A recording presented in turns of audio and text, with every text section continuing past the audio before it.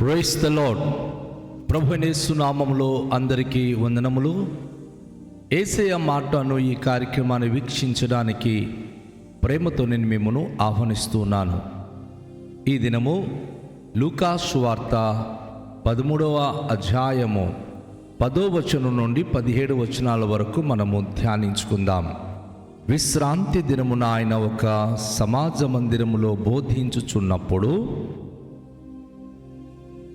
18 ఏండ్ల నుండి బలహీనపరచు దెయ్యము పట్టిన ఒక స్త్రీ అచ్చట నుండెను. ఆమె నడుము వంగిపోయి ఎంత మాత్రమును చక్కగా నిలువబడలేక ఉండెను. యేసు ఆమెను చూచి రమ్మని పిలిచి, అమ్మా, నీ బలహీనత నుండి విడుదల పొంది ఉన్నావని ఆమెతో చెప్పి,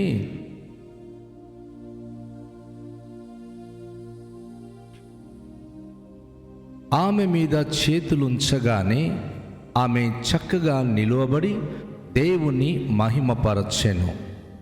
యేసు విశ్రాంతి దినమున స్వస్థపర్చినందున ఆ సమాజ మందిరపు అధికారి కోపముతో మండిపడి జనసమూహమును చూచి, పని చేయదగిన 6 దినములు కలవు గనుక ఆ దినములలోనే వచ్చి స్వస్థత పొందుడి, విశ్రాంతి దినమందు రావద్దని చెప్పెను.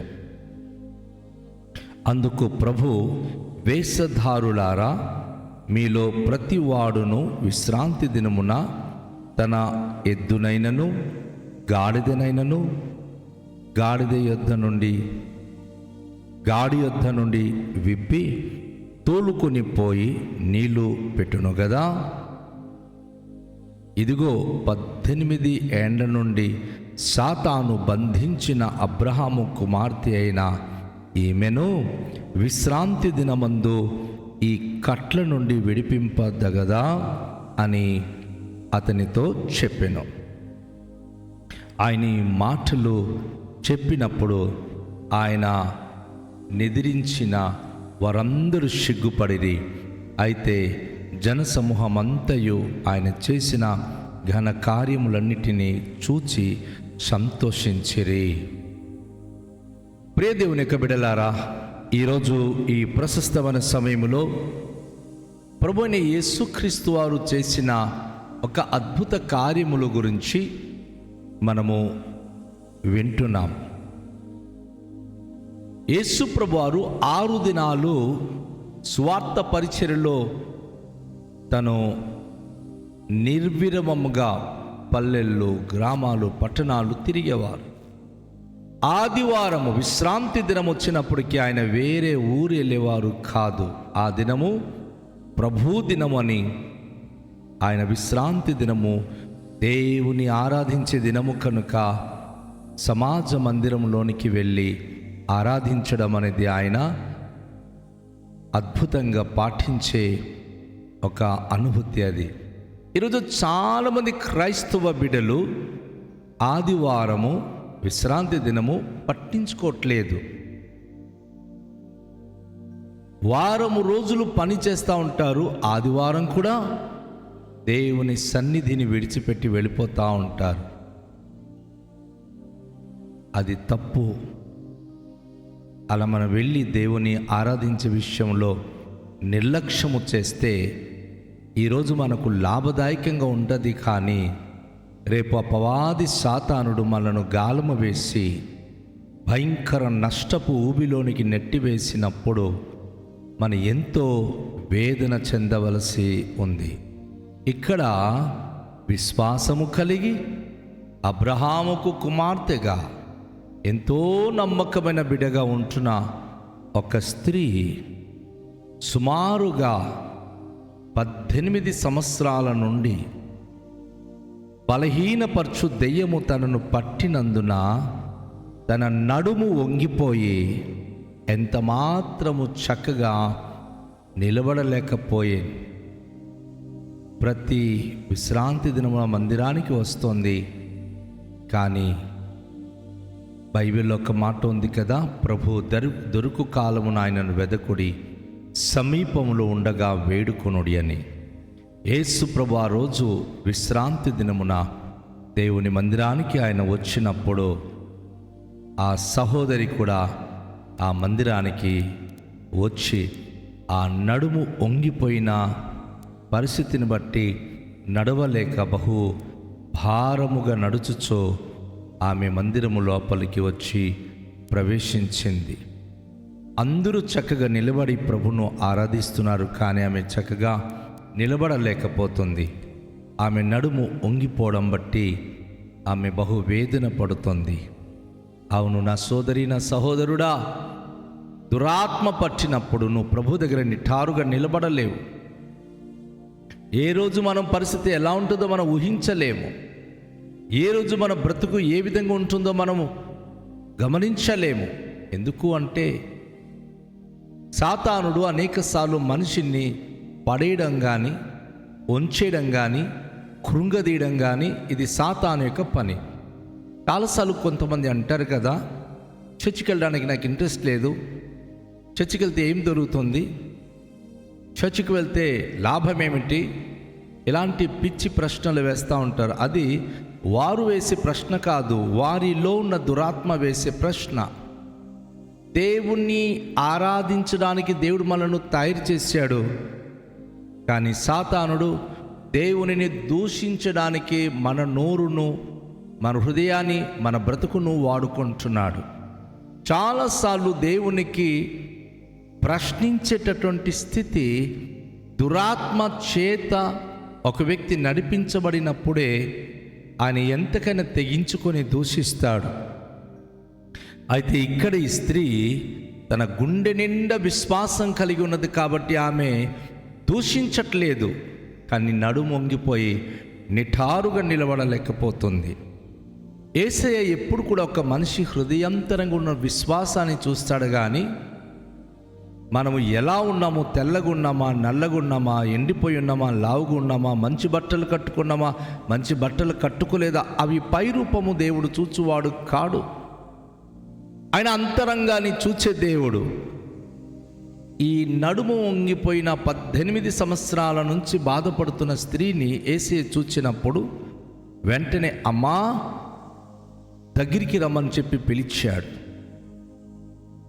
నీ బలహీనత నుంచి నువ్వు విడుదల పొంది ఉన్నామని ఆమెతో చెప్పాడు. అంతే. యేసయ్య ఒక్క మాట చాలండి అద్భుతాలు జరగడానికి. నీ బలహీనత నుండి నువ్వు విడుదల పొంది ఉన్నావు, నీ వంగిపోయిన నడుము బాగుపడుతుంది అని ప్రభు చెప్పిన వెంటనే ఆ స్త్రీ యేసు ప్రభు యొక్క మాట విని, యేసు ప్రభు యొక్క చేతి స్పర్శత తాకిన వెంటనే, చేయి తాకిన వెంటనే ఆమె నిఠారుగా చక్కగా నిలబడి దేవుని మహిమపరిచింది. ఆమె దేవుని మహిమపరచడం ప్రారంభించింది. ఎందుకంటే 18 సంవత్సరాల నుంచి వంగిపోయి ఆమె నిలబడలేక ఎంత వేదన పడుతూ ఆమె జీవించేదో, కర్ర పట్టుకొని నడిచి ఎంతో ఆవేదన చెందుతున్నటువంటి ఆ సహోదరి యేసు ప్రభువారి యొక్క చేతి స్పర్శతతో, యేసు ప్రభువారి యొక్క మాట వినగానే నిఠారుగా నిలబడి తన వంగిపోయిన ఎముక బాగుపడింది. నా ప్రియ సోదరి, నా ప్రియ సహోదరుడా, దైవజనుడు నీకు తాకాలని, ప్రార్థించాలని, ఆత్మీయంగా మేలు పొందాలని కోరుకుంటున్నావా, లేక దైవజనుని దూషించి దూరంగా వెళ్ళిపోతున్నావా? ఇక్కడ నడుము వంగిపోయినటువంటి స్త్రీ దానిని అంతరార్థం ఆలోచిస్తే చాలామంది జీవితాల్లో తమ మనస్సు వంగిపోయి ఉన్నది. పరిశుద్ధ గ్రంథములో ఉన్న తర్జుమ ప్రకారంగా ఒక మనిషి మనస్సు గనుక బలంగా ఉంటే ఏదైనా చేయగలడు. ఒక మనిషి మనస్సు గనుక వంగిపోతే యేసే వైపు తొంగి చూడడు, చర్చి వైపు తొంగి చూడడు, దేవుని పని వైపు తొంగి చూడడు. ఎందుకంటే తన మనసు ఆల్రెడీ వంగిపోయింది. ఆ వంగిపోవడానికి గల కారణాలు పాస్టర్ గారు, విశ్వాసులు, ఇంటి వాళ్ళు, అమ్మ నాన్న, భార్య, బిడ్డలు కాదు.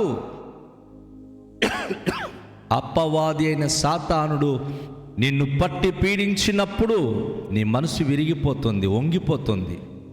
నిఠారుగా ప్రభు సన్నిధిలో నిలబడలేవు, దేవుని పని చేయడానికి ఇష్టపడలేవు, ఇటు అటు అయిపోతావు. అయితే యేసు ప్రభు పిలిచి తన చేతి తాకిడితో, స్పర్శతతో ఆమెను బాగు చేసినప్పుడు ఆమె దేవుని మహిమపరిచింది. ఆమె నిఠారుగా నిలబడి, ఎస్ నా ప్రియ సోదరి సహోదరుడా, దేవుని వాక్యం వింటున్నప్పుడు దేవుని స్పర్శతతో నీ జీవితంలో నిఠారుగా నిలబడడం నేర్చుకోవాలి. యేసు విశ్రాంతి దినాన స్వస్థపరచడం చూసి ఆ సమాజ మందిరపు అధికారి కోపంతో మండిపోయి ప్రజల మీద అరుస్తున్నాడు. ఆయన, మీకు 6 రోజులు ఉన్నది కదా, 6 రోజుల్లో మీరు వచ్చి స్వస్థ పొందండి, కానీ విశ్రాంతి దినాన ఎవరు చర్చికి వచ్చి మీరు స్వస్థత పొందకండి, స్వస్థత కోసం రాకండి అని వారి గద్దించినప్పుడు యేసు ప్రభు చెవులో ఆ మాట పడింది. వెంటనే యేసు ప్రభు వారు వేషధారులారా, అంటే భక్తి గలవారుగా కనబడతారు కానీ భక్తిని ఆశ్రయించని వారికి వేషధారులు అని యేసయ్య పేరు పెడుతున్నాడు. భక్తి గలవారుగా బయటికి కనిపిస్తున్నారు కానీ దాని శక్తిని ఆశ్రయించని వారు ఈరోజు సంఘంలో చాలామంది అయిపోయారు. వారు అందరికీ తీర్పు తీరుస్తారు, అందరి గురించి భేదాలుగా మాట్లాడతారు. ఇది ఎందుకు, అది ఎందుకు, అది ఎందుకు అని ప్రశ్నించేవాడు భక్తి గలవాడు ఎంత మాత్రం కాడు, వేషధారుడు మాత్రమే. దేవుడు అంటున్నాడు, మీ ఎద్దు కానీ గాడి తప్పి, మీ గాడిద కానీ గాడి తప్పి ఒకవేళ అది